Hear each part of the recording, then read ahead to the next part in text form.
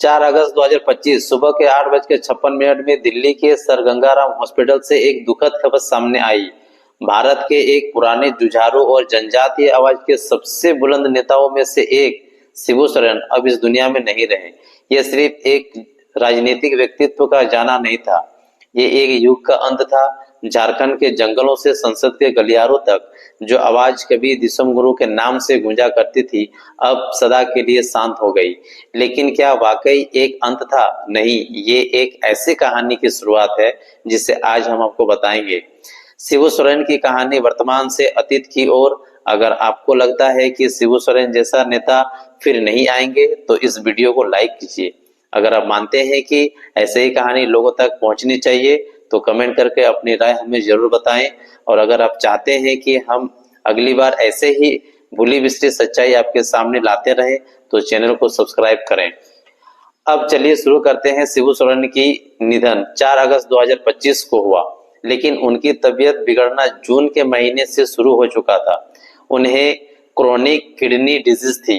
Heart failure और diabetes जैसी बीमारियां उन्हें धीरे धीरे तोड़ रही थी। 19 जून को उन्हें दिल्ली के सर गंगाराम हॉस्पिटल में भर्ती किया गया था, जहां वे महीनों तक आईसीयू में भर्ती रहे और अंततः जीवन रक्षक प्रणाली पर रखे गए। रांची से लेकर दिल्ली तक हर जनजातीय समाज, हर कार्यकर्ता और हर आदिवासी छात्र अपने दिल में एक चिंता लेकर बैठा था कि फिर वे सुबह आई 4 अगस्त 2025, जब अस्पताल की ओर से बयान आया कि शिबू सोरेन अब हमारे बीच नहीं रहे। प्रधानमंत्री नरेंद्र मोदी ने ट्वीट कर लिखा, श्री शिबू सोरेन जी एक शानदार नेता थे जिन्होंने आदिवासी समाज के हितों की भरपूर रक्षा की। उनका निधन एक युग का अंत है। राष्ट्रपति द्रौपदी मुर्मू, खुद एक आदिवासी पृष्ठभूमि से आने वाली नेता, ने उन्हें श्रद्धांजलि देते हुए कहा कि वे हमारे समाज के गौरव थे। उनके पुत्र और झारखंड के वर्तमान मुख्यमंत्री श्री हेमंत सोरेन ने भी कहा, पिता सिर्फ मेरे नहीं, राज्य के हर बेटे बेटी के थे। लेकिन सवाल ये कि ये शख्स कौन था, कौन थे दिसम गुरु? तो आइए अब हम जाते हैं अतीत की ओर, प्रेजेंट टू पास्ट। साल था 1944। 11 जनवरी को दुमका जिले के लेमरा गांव में एक साधारण आदिवासी परिवार में जन्म हुआ शिबू सोरेन का। पिता थे सोबरन सोरेन, पिता थे किसान। परिवार गरीब था, लेकिन संस्कारों से भरा शिबू सोरेन का बचपन संघर्ष में बीता। गांव में बिजली नहीं, स्कूल दूर, लेकिन पढ़ाई की लगन थी। 1960 के दशक में जब देश आजादी के बाद अपनी पहचान खोज रहा था, उसी समय झारखंड का आदिवासी समाज अपने हक की तलाश में भटक रहा था। और तब शिबू सोरेन ने शुरू किया धनकटी आंदोलन। ये आंदोलन साहूकारों के खिलाफ था, जो गरीब आदिवासियों से कर्ज के बदले उनकी उपज और जमीन हड़प रहे थे। सोरेन ने जन जागृति अभियान चलाया, गांव-गांव जाकर लोगों को समझाया कि ये अन्याय है। उन्होंने साहूकारों की फसलें काटने से रोका और कहा, हम अपना हक खुद लेंगे। 1972 में उन्होंने झारखंड मुक्ति मोर्चा यानी जेएमएम पार्टी की स्थापना की, एक राजनीतिक संगठन। 72 में उन्होंने झारखंड मुक्ति मोर्चा यानी जेएमएम पार्टी की स्थापना की, एक राजनीतिक संगठन जो एक चुनावी राजनीतिक नहीं बल्कि सामाजिक बदलाव का भी माध्यम बना। 1980 में शिबू सोरेन पहली बार लोकसभा के लिए चुने गए।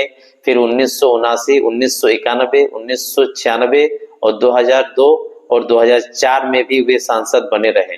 हर बार उन्होंने एक ही बात कही, झारखंड चाहिए, क्योंकि हमारी संस्कृति अलग है, हमारा इतिहास अलग है, हमारा जीवन जंगलों से जुड़ा है। आज की मांग कोई नई नहीं थी, लेकिन इस जमीन पर उतारने वाले नेताओं में सबसे बड़ा नाम शिबू सोरेन। उनके आंदोलन, भूख हड़तालें, दिल्ली मार्च और संसद के अंदर दबाव ने आखिरकार 15 नवंबर 2000 को झारखंड राज्य का निर्माण करा ही दिया। लेकिन झारखंड राज्य अलग होने के बाद भी सत्ता उनके हाथ में नहीं आई। बीजेपी और अन्य दलों ने मिलकर सरकार बनाई, लेकिन शिबू सोरेन ने हार नहीं मानी। उन्होंने जेएम को संगठन से पार्टी तक मजबूत किया, लेकिन हर आंदोलनकारी की तरह जीवन विवादों से अछूता नहीं रहा। शिबू सोरेन की सबसे पहले बात करते हैं 1993 की रिश्वत कांड की। नरसिम्हा राव सरकार विश्वास मत से गिरने वाली थी। आरोप लगे कि सरकार के जेएमएम के 4 सांसदों को 50-50 लाख रुपए दिए गए ताकि वो वोट देकर सरकार बचा सके। जेएमएम सांसदों ने वोट डाला और सरकार बच गई, लेकिन बाद में इस पर सीबीआई जांच हुई, मामला कोर्ट तक गया, लेकिन नतीजा सारे गवाह पलट गए, केस बंद। बड़ा विवाद 1994 में उनके निजी सचिव शशिनाथ झा की हत्या आरोप था कि उन्होंने 1993 के रिश्वत मामले की जानकारी दी थी। उन्हें मार दिया गया। 2006 में दिल्ली कोर्ट ने शिबू सोरेन को दोषी ठहराया और उम्र कैद की सजा दे दी गई, लेकिन 2007 में दिल्ली हाई कोर्ट ने उन्हें बरी कर दिया और 2018 में सुप्रीम कोर्ट ने भी राहत दी। 1975 का अजीरुद्दीन मामला भी इसी कड़ी का था, जिसमें 11 लोगों की जान चली गई। शिबू सोरेन पर मुकदमा चला, लेकिन अंततः 2008 में उन्हें दोष मुक्त घोषित किया गया। 2005 में जब उन्होंने झारखंड के मुख्यमंत्री के तौर पर शपथ ली तो ऐसा लगा कि राज्य को उसका सच्चा नेता मिल गया, लेकिन दुर्भाग्य देखिए, उन्हें 10 दिन में ही इस्तीफा देना पड़ा क्योंकि उनके खिलाफ वारंट था। फिर 2008 और 2009 में वे दोबारा मुख्यमंत्री बने, लेकिन दोनों बार गठबंधन टूट गया। उनकी सरकार कभी 10 दिन, कभी कुछ महीने से ज्यादा नहीं चलती। यही कारण है कि उन्हें झारखंड का जनक तो कहा गया, लेकिन अस्थायी मुख्यमंत्री कभी नहीं बन सके। वर्तमान में उनके बेटे हेमंत सोरेन झारखंड के मुख्यमंत्री हैं। 2024 में जब हेमंत को आय से अधिक मामले में इस्तीफा देना पड़ा तो पूरा राज्य में यही चर्चा थी, जेएम का भविष्य क्या होगा। लेकिन शिबू सोरेन की मौजूदगी भले ही बीमार अवस्था में पार्टी के लिए संबल बनी रही। 2025 में फिर हेमंत सोरेन मुख्यमंत्री बने और जेएम सत्ता में आई, लेकिन पिता का स्वास्थ्य बिगड़ चुका था। शिबू सोरेन एक नेता ही नहीं थे, वे एक विचारधारा थे। आदिवासी समाज को ये बताया कि वे सिर्फ वनवासी नहीं है, वे भारत के नागरिक हैं और उनका भारत के संविधान में स्थान है। उन्होंने झारखंड की संस्कृति, भाषा और स्वाभिमान को राष्ट्रीय मंच पर रखा। उनकी अंतिम यात्रा में लाखों लोगों की भीड़ उमड़ी और हर कोई बस एक ही बात कह रहा था, दिसम गुरु अमर रहे। शिबू सोरेन चले गए, लेकिन उनका संघर्ष, उनका आंदोलन और उनका आदिवासी स्वाभिमान आज भी जिंदा है। झारखंड की मिट्टी में, यहाँ के गीतों में, यहाँ के बच्चों के सपनों में शिबू सोरेन आज भी जिंदा है। दिसम गुरु की कहानी यही समाप्त नहीं होती, बल्कि हर उस युवा में शुरू होती है जो अन्याय के खिलाफ आवाज उठाने को तैयार हो। नमन है उन्हें, श्रद्धांजलि है उन्हें। शिबू सोरेन एक ऐसा नाम जिसे झारखंड की मिट्टी से कोई मिटा नहीं सकता, लेकिन उनकी जीवन की कहानी केवल क्रांतिकारी और आंदोलन तक सीमित नहीं थी। ये कहानी सत्ता, संघर्ष और कभी-कभी गहरे षड्यंत्रों से भी होकर गुजरी। वर्ष 2004 सत्ता में वापसी का साल। वर्ष 2004 में केंद्र में यूपीए सरकार बनी। शिबू सोरेन को कोयला मंत्री बनाया गया, लेकिन किस्मत में एक बार परीक्षा लेनी शुरू की। 1980 तक एक पुराना मामला अचानक फिर से जीवित हो उठा। शिबू सोरेन पर उनके पूर्व सचिव शशिनाथ झा का आरोप लगा। कहा गया कि उन्होंने पार्टी के अंदर कुछ रहस्यों का उजागर करने की धमकी दी थी और इसी के चलते उनकी हत्या हुई। आदिवासियों के लिए मसीहा कहे जाने वाले शिबू सोरेन पर हत्या का आरोप, मगर राजनीतिक में हर धार धुंधली होती है। दिल्ली की अदालत ने उन्हें दोषी करार दिया। यह पहली बार था जब किसी केंद्रीय मंत्री को हत्या के केस में दोषी ठहराया गया, लेकिन जल्द ही हाई कोर्ट ने इस फैसले को पलट दिया और वे बाइज्जत बरी हुए। यह क्षण उनके समर्थकों के लिए भावनात्मक था। कोई कह रहा था हमारे गुरुजी को फंसाया गया। वर्ष 2000 में झारखंड विधानसभा चुनाव हुए। शिबू सोरेन और उनके पार्टी जेएम ने सत्ता में वापसी की।